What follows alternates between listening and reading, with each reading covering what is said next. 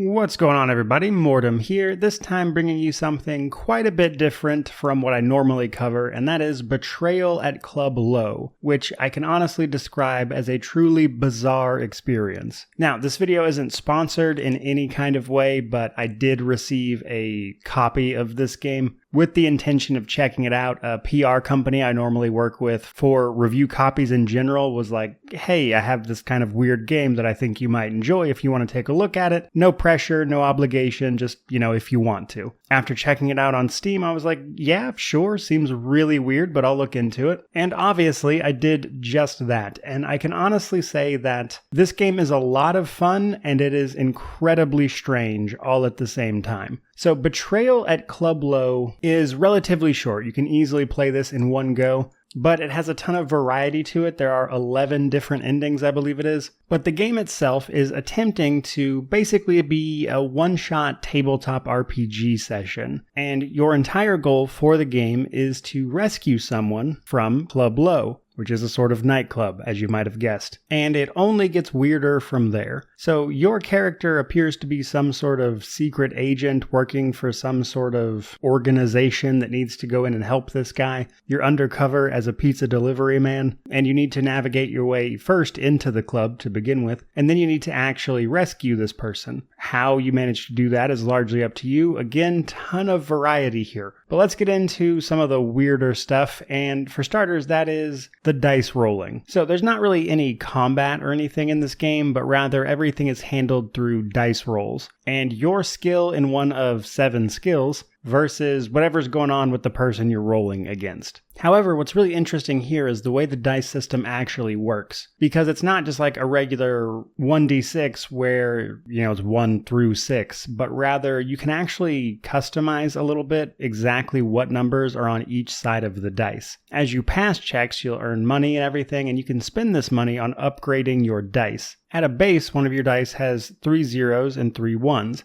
You can spend some money to upgrade this, and every face of the die will have its number increased by 1. You can also pay to upgrade individual die faces, which costs a little bit less. But overall, pretty interesting, but it gets even more complicated from there, if you will, because as you pass and fail rolls against other people, you'll take on various conditions, some positive, some negative, and these are other dice that will then have various things they can do to your character, be that health loss, nerve loss, or just a minus or positive to whatever it is you rolled. Now, health and nerve are your actual stats. They're things you have to keep above 0 or you lose. However, even losing is technically just one of the endings, albeit a bad one. And somehow, we're not done yet because then we have pizza dice. So as I mentioned, you're sort of role-playing a pizza delivery guy on a mission to save someone. However, in order to reinforce the pizza delivery guy part, you have to actually make pizzas, and then they turn into your pizza dice. Ultimately, you'll get access to 3 pizzas, if you will, but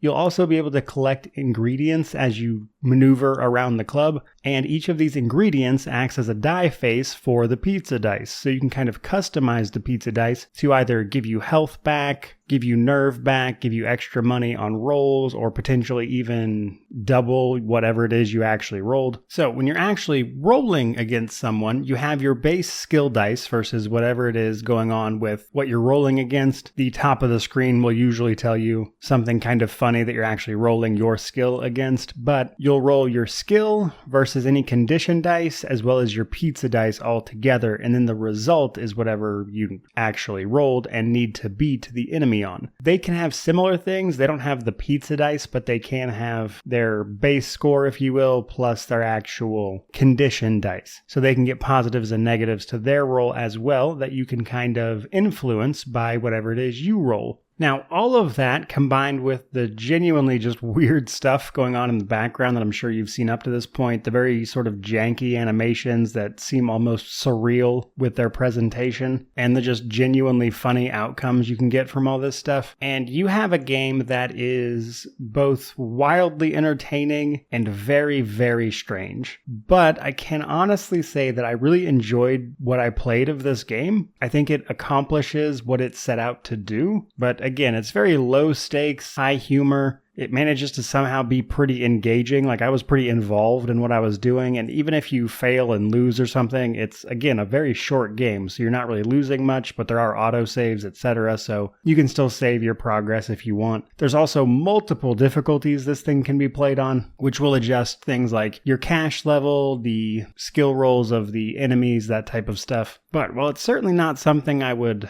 normally cover, I genuinely think people should check this out. It's $10 on Steam, and if nothing else, it is a truly unique experience. At least it was for me. But there you guys go. Hope you enjoyed the video. Let me know what you think of Betrayal at Club Low down in the description below. But regardless of any of that, truly just thank you so much for watching. I really do appreciate it. May you wander in wisdom and have an amazing day.